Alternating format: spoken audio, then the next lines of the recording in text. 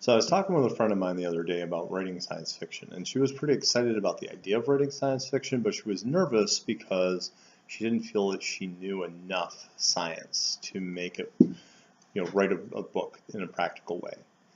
And I thought about that for a little bit, and it made me realize that science fiction isn't always about knowing the science. Sometimes it's about knowing the science and explaining it, and sometimes it's about exploring an idea in science and what might happen with that, and sometimes it's just about putting a story in space. So let's look at some of that a little bit closer. So as an example of a hard science fiction story is Red Planet. And on Red Planet, the writer explores the idea of terraforming Mars. Now there are characters and they're doing things and they're working together, but the story is not about the interaction of the people. It's really about the terraforming of the planet. It's about what you have to do to make Mars a habitable place with the best scientific knowledge that we currently have and how that process would work. Is it practical to think that every idea that's part of the story is going to work?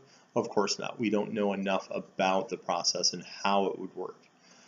However, Red Mars is a story that looks at that structure and that idea and explores the science of it. That's a hard science fiction story. Are you ready to do that? I don't know. Probably not. I know I'm not ready to do that. I don't have enough knowledge of, direct and practical science to say I could terraform Mars. I wouldn't want to. That's not my job. So let's move forward and talk about another style of science fiction that looks at more of an like a human side of science. An example of this would be Star Trek, the series. I'll probably talk most about the Next Generation because that's more focused on the science. Like if you look at the original series, they're just kind of like space cowboys.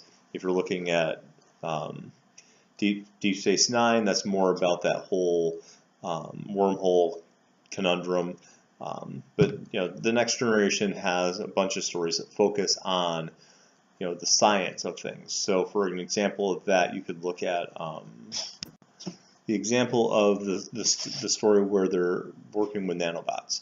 And there's several different stories where they have that. But the nanobots are a small machine that can work on creating and repairing different things.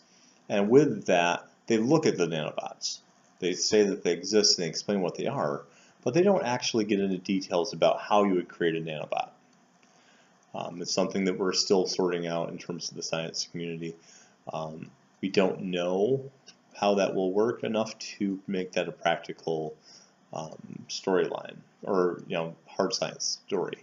But that's not the focus of the Next Generation. The Next Generation is looking at the implications of creating nanobots. What would it mean to have nanobots that could recreate things? Not just machines and not just trees or anything like that, but you could theoretically recreate a person using nanobots. You could alter who a person is and change different aspects of them. And there's a lot of implications that could come from that. And that's the level of science fiction that Star Trek is at. The goal and the focus is to look at those ethical and practical issues and say, is this something that we want? Is this something that is beneficial? Or is it something that's more of a danger than it is a benefit? Now for the last example, we would want to look at, rather than Star Trek, Star Wars. Because with Star Wars, there's really no specific and definite science in those stories.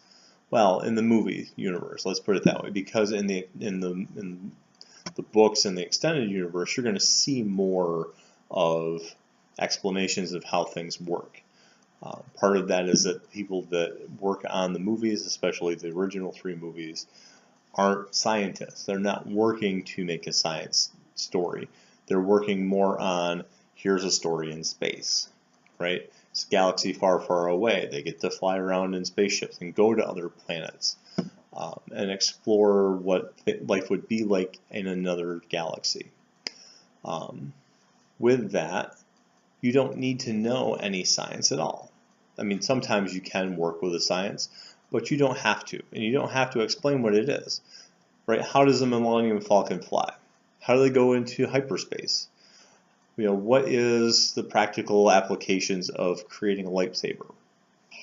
I don't know, neither do you, unless you read a book and it explained it. I don't know if that book exists yet, maybe it does. But it doesn't matter in terms of the universe. You don't get more enjoyment from the Return of the Jedi, from having a scientific knowledge of how the Sarlacc pit works.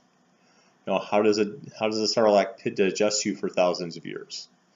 You're dead, right? You wouldn't survive thousands of years. No, I don't know. That's an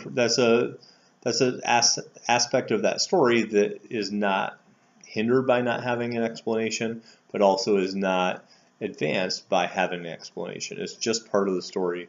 It's a thing that's there. And so when we look at science fiction and writing science fiction, it's important to know what you want to look at. At one point I had worked on a short story about nanobots. I had a thought about what would happen if nanobots got out of control and we lost the ability to explain to nanobots what we want and what we need. And they just went out of control. And I thought about that a lot until I realized that I didn't need to know how nanobots would work. I didn't need to know how the functions would work. I just had to have an idea and have a direction and an impact on people and society that made sense with what I was trying to accomplish. All right, so hopefully this is helpful. Hopefully this gets you writing some science fiction if that's something you're really interested in. If you have questions, you can let us know.